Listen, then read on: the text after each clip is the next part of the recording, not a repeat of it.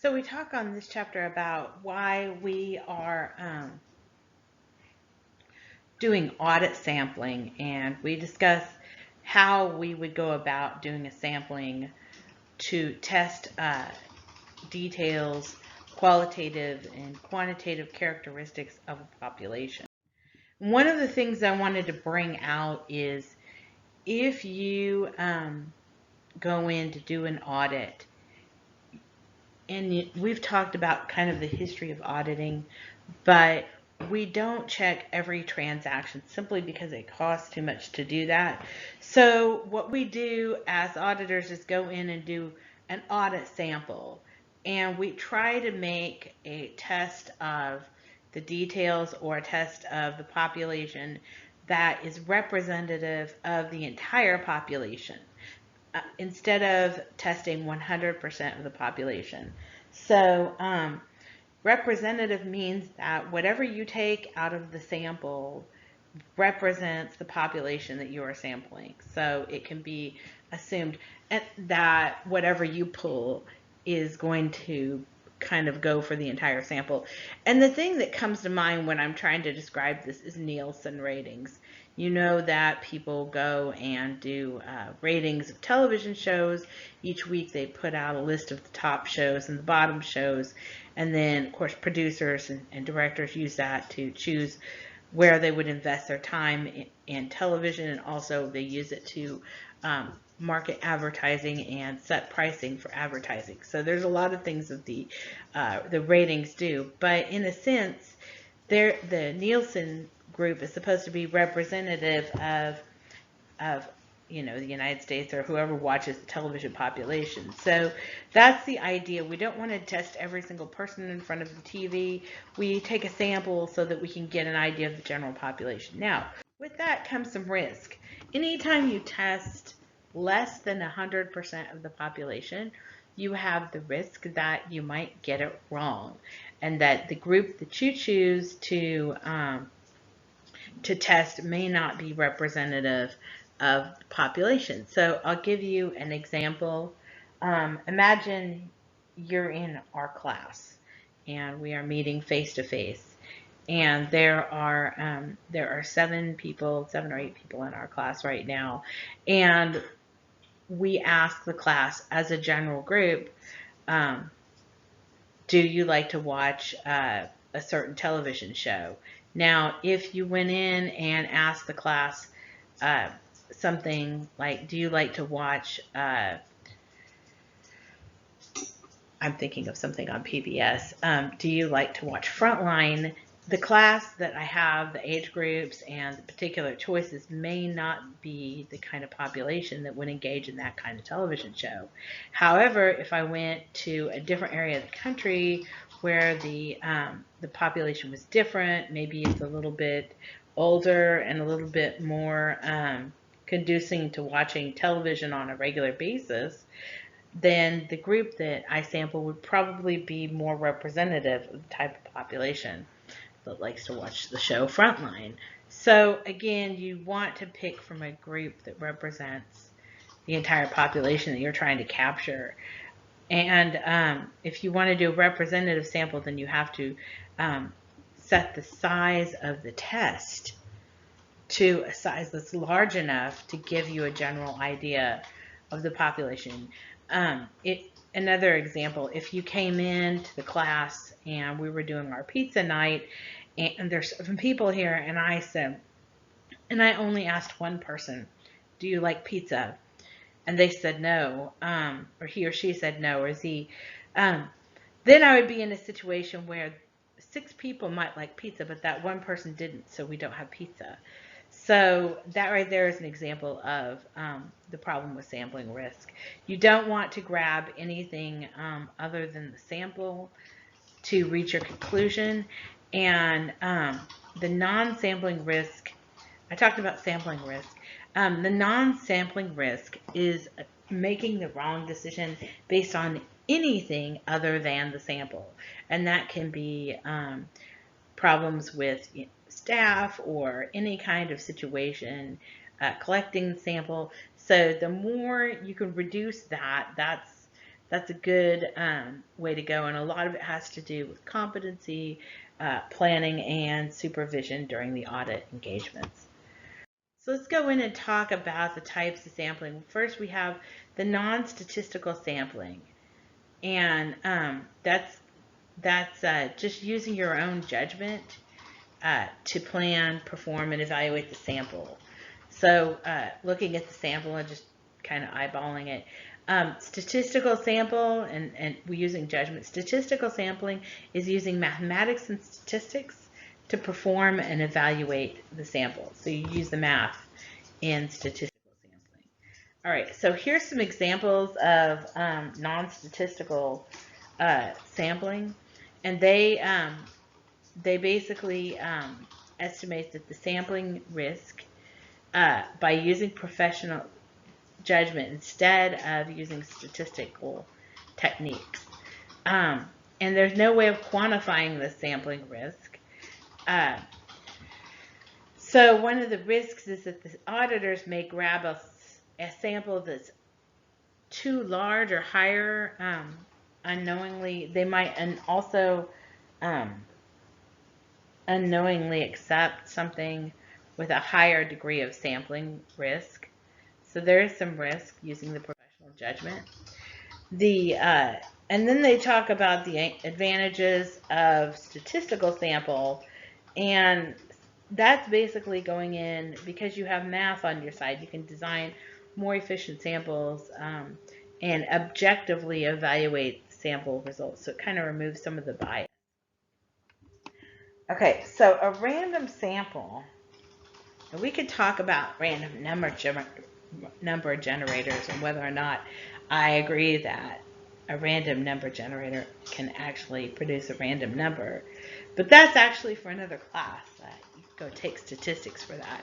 I don't believe in random numbers. I believe there's a pattern to everything. But that's just, something that I've looked up. So, but getting back on it, for this particular situation, random number generator would be fine. And the idea of taking a random sample is that you have an unbiased sample because you are just plucking from everywhere. So let's go back to that example I had of the 7-person class. Taking a random sample would be just closing my eyes and picking 3 people and asking them, hey, do you like pizza? Completely objective. Auditor is using mathematics or something to pull something random. It's randomly pulling, no bias. So here is a random number table just to show you what that would look like. And then here's another way you can do a sample selection.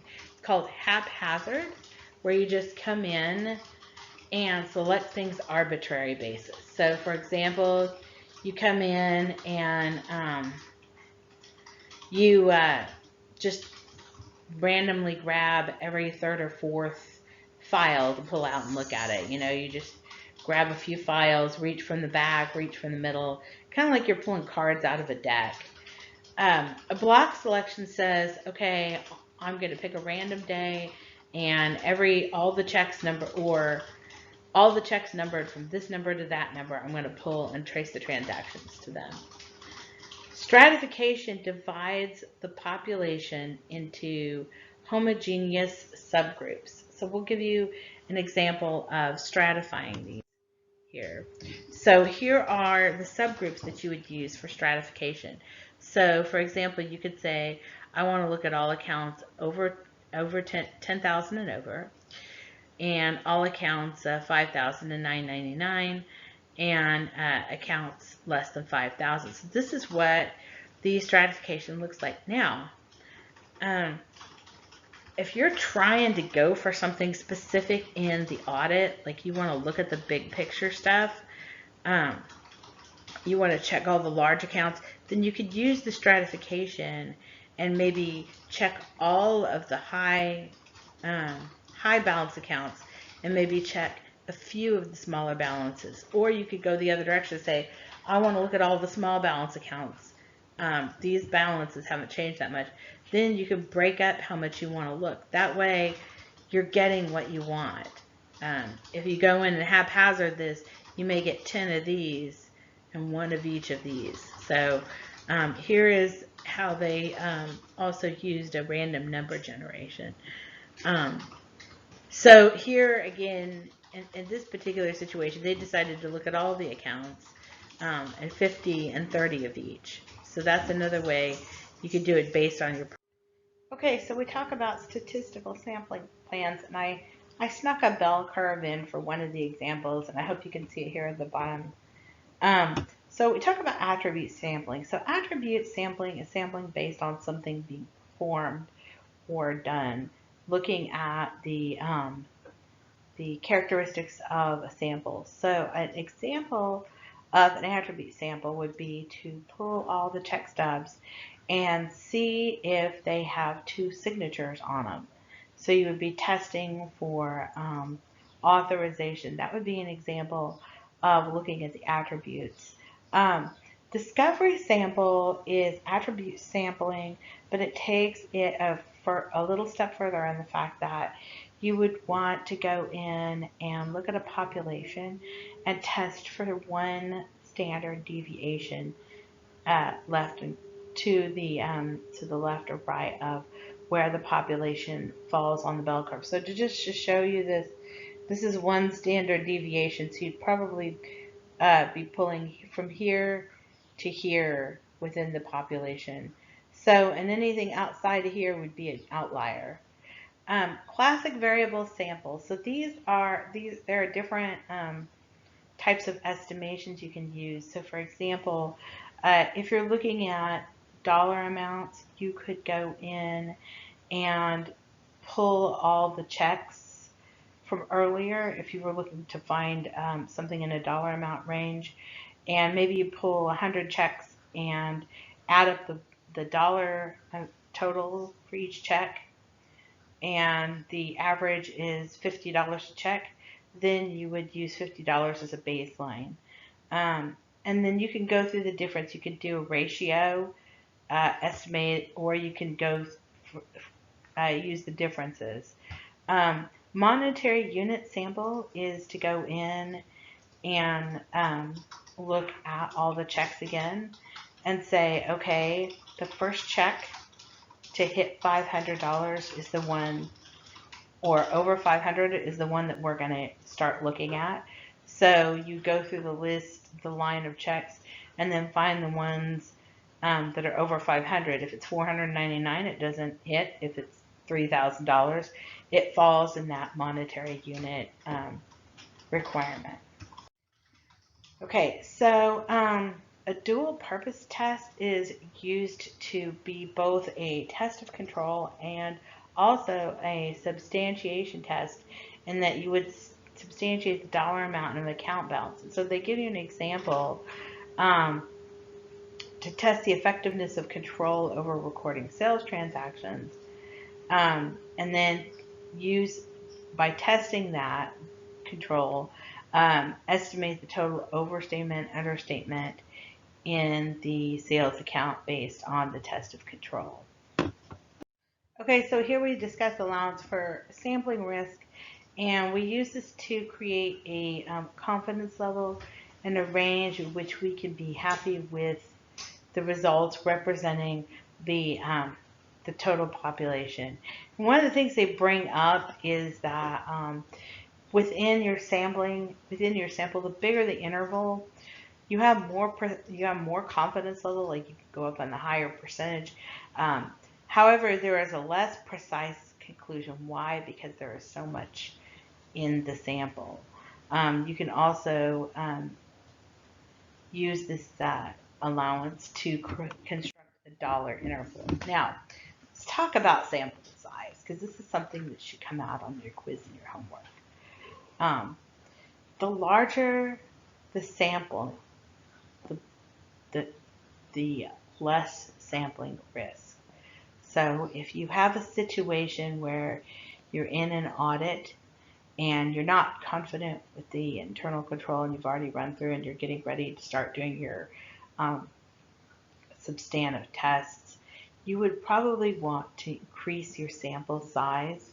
So I love the way auditing works. It kind of starts out kind of like a mountain, or you could even look at it as digging a hole.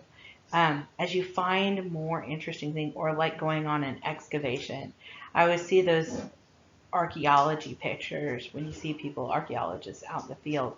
One of the things that's very interesting is you go out and you're digging for bones. You're looking for things that bring knowledge and meaning to the ability to report on the operating effectiveness. And as you find things, if you're very confident with what's going on, then you don't have to have as large sample size and test. However, if you find something unusual or something that is an outlier, that's where you want to go and dig and increase your sample size so that you can reduce your risk of sampling error.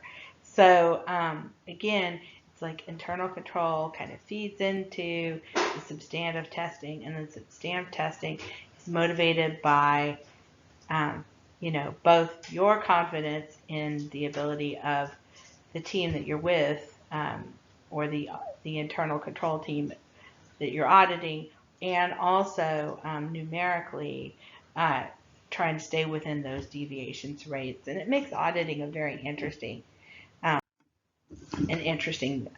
profession. So again, also want to look at, when you're planning sample, to look at the relationship within the audit objective and the materiality and the maximum tolerable misstatement. So obviously we're not going to count every paper clip. We have to look for materiality. And the thing that you're going to be doing in these samples is saying, okay, I want to know, I get a certain confidence level. I can handle being this % wrong. That's okay.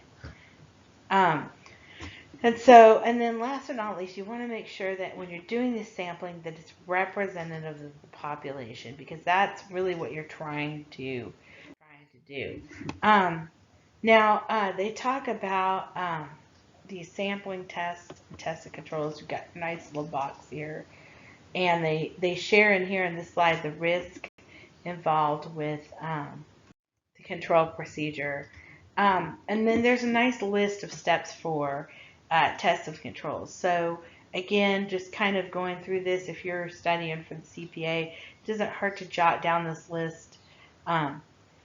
Great, I can just see a great multiple choice question coming in here. You want to determine the objective and define the attributes and deviation conditions. How much can you move off of within that bell curve? You want to define the population that you're going to sample and specify the risk of assessing control risk too low and the tolerable deviation rate. Estimate the deviation rate of the population. Determine the size based on that. Select the sample and then test the items. Evaluate the results and then document. Okay, so here we look at attribute sampling and the relationship between control risk and deviation rate. So one thing I want to pull out is that if you are lowering your control risk, the risk you're taking on in assessing internal control, if you want a low level of risk there, then you also have to have a lower deviation rate. So they move together. They move parallel up the curve. Moderate, then you would have a moderate toleration, and then the maximum is between 11 to 20%. If you go all the way to the maximum, you won't do a test at all. If you have a high confidence in their internal control, and you can risk your internal control, or you can set your internal control risk higher. So here's some illustrations determining the sample size. And before I hop off that discussion, I want to remind you again that you need to know that if you were going to take the CPA, that if you assessed your control risk low, that your deviation rate would also be low to some certain amount. So this would be something you would want to put in, definitely put in your notes. Okay, so assessing the control risk too low, 5%. the deviation rate is 7%, and the expected population deviation rate is 1.5%. So let's do this illustration together. So we can look over here, taking a look at these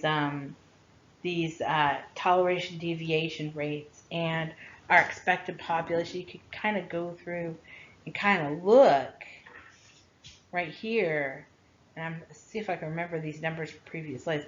Somewhere in here is the amount of the population that you would use to set this audit. And so you can use the bracketed number from the table in slide 20 that we just looked at. If you find you have that number or less deviations, then you can conclude that you've done your objective. Or you can use an evaluation table for a more precise conclusion. So you can use that bracketed. So here's approach 1, based on the sample size table. So I believe that the population or the deviation rate is less than 7%. So you'll be wrong 5% of the time when the deviation is exactly 7%. If the deviation is excess of 7, you'll be wrong even less than 5%. So the planned assessed level of control risk is less than 1. It's greater than 0, but less than 1. Okay. So here is the sampling evaluation. You can see the different tables of tests for an upper deviation 5% and assessing control figure risk too low. So this is your evaluation. And then what it does is it assumes a large population, and you can go in and in this particular approach, to say you have tested 66 items, which is not a number found on the table 9.5.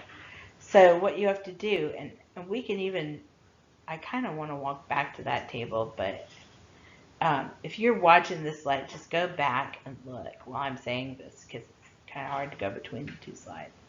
So to be conservative, you go to the next lowest number on the table and use it for your conclusion. And then that's basically, again, the same thing that you would say. All right, and then again, I'll let you walk through these examples.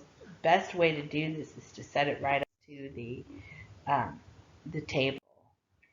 If there's any way you can kind of pull them up. Okay, so next we're going to talk about, and again, it's hard for me to say it without having table. I would encourage you to print these tables out, or at least pull up the book while you're looking through these with the slides. Slow me down a little bit, take your time, because it's kind of hard to point it out, but in the book they give you a very good example of how to walk through and use the charts. Whether or not we're going to actually do a lot of that, probably not, but you will see it again. You probably wouldn't hurt to learn that for the CPA exam. All right. Discovery sample is to detect at least one deviation. We talked about this earlier. So you're basically walking over a predetermined risk of assessing control risk too low if the deviation rate in the population is greater than the specified deviation rate. So the point of discovery sample is to go looking for fraud. That's basically what discovery sampling is. So you're basically looking for those outliers. You pull a report, you've got 16 branches, one branch is way off the chart in some specific area, makes you want to go sniff around and see what's going on. And then of course there's the stop and go, which is taking it in different stages. And then you can show here, if it's not, they go in and we've got our 2x2 grid here of how substantive risks work. If the population is actually not material misstated, and your procedure indicates that it's not misstated, I'm going to see if I can do a little right here. then you made the right decision. These two line up, right? And that's how that works. If it is not material misstated, but you said it wasn't material misstated, but it actually is, then you made the wrong decision. So there's that risk. If it is materially misstated and if you said it was materially misstated and it's not, then you have risk of incorrect rejection. And then finally, if you said it was materially misstated and it was, then you got it right. So you're 2 for 2. So you've got these two types of risks. Okay. And then again, the steps for substantive tests. Again, I won't read these out loud. Make sure you know what they are, though, again. It's kind of the same thing from earlier. And then, again, this figure of mean per unit sampling, and that's when we go out and get the entire population and then find the middle ground, or the average of that. And here's a mean per unit illustration. Oh, it's perfect. Where we have a population of 100,000 sales invoices. The book value is 6,250,000. We say we could do a tolerable misstatement of 364,000. Our incorrect acceptance is 5%. Our rejection is 4.6. So those are those spots on the grid that are where we got something wrong. And again, I keep talking about the CPA.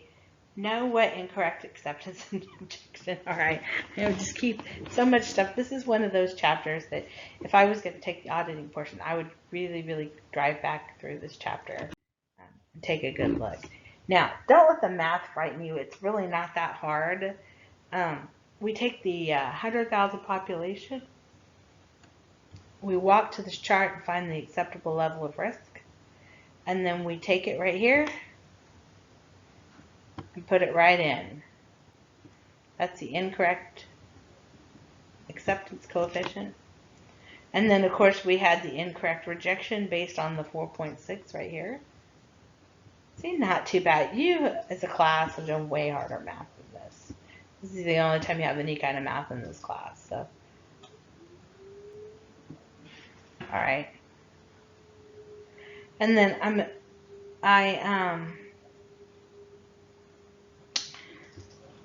I put in here my estimated standard deviation, and to get the standard deviation, this is right here, this is 15 squared right here, right? 15 squared, I'll show you here on my calculator if I've got it. I have to put on the video for you to see it. There you go, 225. Okay, so just so you could go in and, of course, multiply all that out, it comes out to 225 also.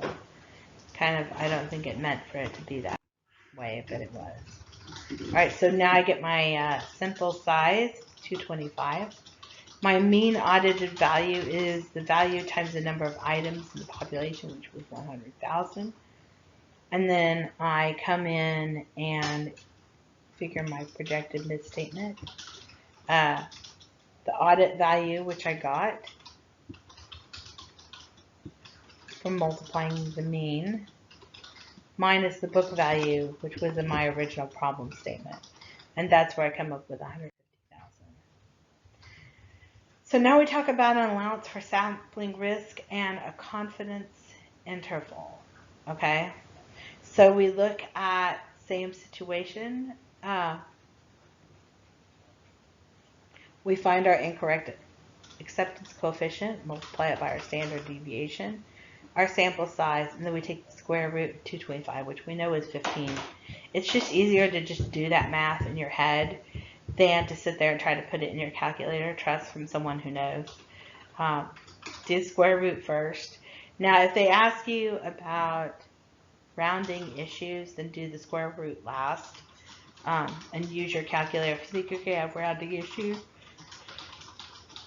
if you're using McGraw and it becomes an issue, just send me an email and I'll give you some rounding grace, but I think you'll be fine.